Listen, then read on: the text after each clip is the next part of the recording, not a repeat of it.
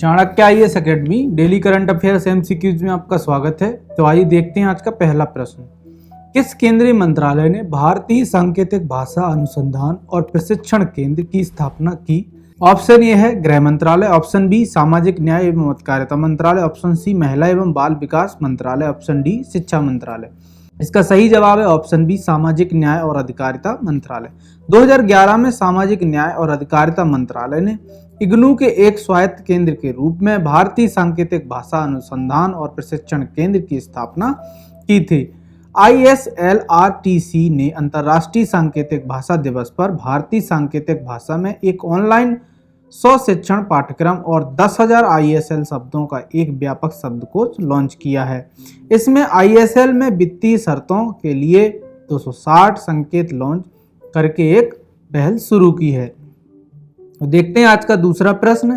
कंबलकोंडा वन्यजीव अभ्यारण्य किस राज्य में स्थित है? ऑप्शन ए है Kerala, option B Karnataka, option C Tamil Nadu या ऑप्शन डी आंध्र प्रदेश।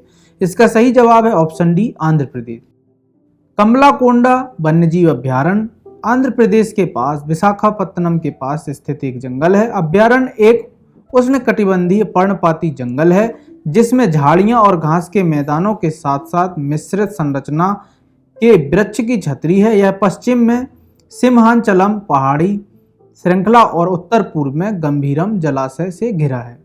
हाल ही में समाचारों में देखा गया सोनो बायस निम्नलिखित में से किससे संबंधित है? ऑप्शन ए पानी के नीचे की तस्वीरें लेने के लिए, ऑप्शन बी समुद्र में ध्वनि का पता लगाना या उसका विश्लेषण करना, ऑप्शन सी तेल रिसाव से बचने के लिए या ऑप्शन डी समुद्री धाराओं और ज्वार का मापन करने के लिए। इसका सही जवाब है ऑप्शन बी समुद्र में ध्वनि का पता लगाना और उसका विश्लेषण करना।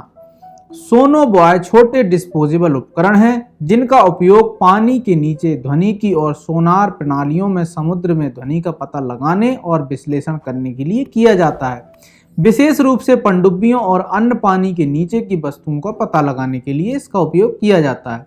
सोनोबॉय को विमान से समुद्र में गिराया जाता है या जहाजों या पनडुब्बियों से भी लॉन्च किया जाता है। वे एक पूर्व निर्धारित गहराई तक गोता लगाते हैं और ध्वनिक संकेतों को सुनना शुरू करते हैं जिससे संभावित पनडुब्बी खतरे की पहचान करने में सहायता मिलती है। किसी लक्ष्य के सटीक स्थान को इंगित करने के लिए एकाधिक सोनोबॉय को एक पैटर्न में तैनात किया जा सकता है। तो देखते हैं आज का चौथा प्रश्न।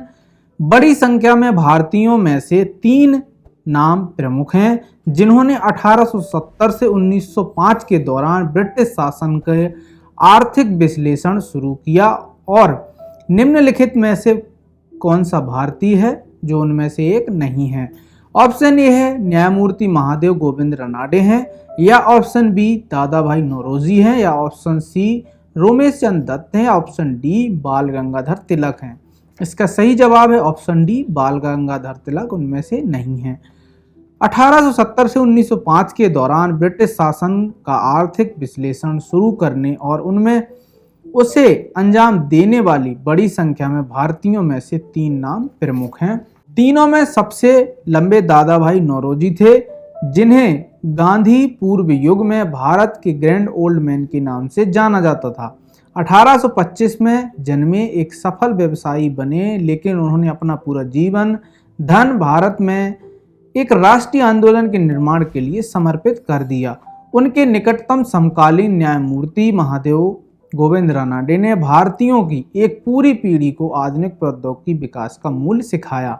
रोमेश चंद दत्त एक सेवानिवृत्त ICS अधिकारी थे जिन्होंने 20वीं सदी की शुरुआत में the economic history of India प्रकाशित की जिसमें उन्होंने 1757 के बाद औपनिवेशिक शासन के पूरे आर्थिक रिकॉर्ड की सूक्ष्म विस्तार से जांच की। इन तीनों नेताओं के साथ जीवी जोशी, जी सुब्रमण्यम लायर, GK गोखले, पृथ्वीचंद रे और सैकड़ों अन्य राजनीतिक कार्यकर्ताओं और पत्रकारों ने अर्थव्यवस्था के हर पहलू का विश्लेषण किया और आर्थिक मुद्दों और औपनिवेशिक आर्थिक नीतियों की पूरी श्रृंखला की सूक्ष्म जांच की।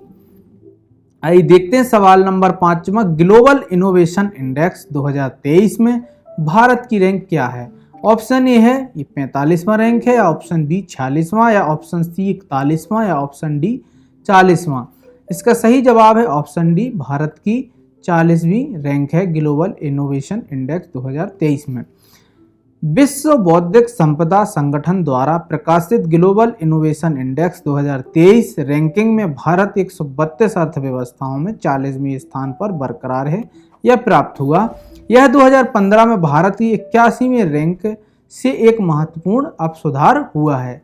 तो आज का हमारा सेशन यही समाप्त होता है। हम मिलेंगे कल एक नए सेशन के साथ। हमारे चैनल को लाइक, शेयर एंड सब्सक्राइब करें। धन्यवाद।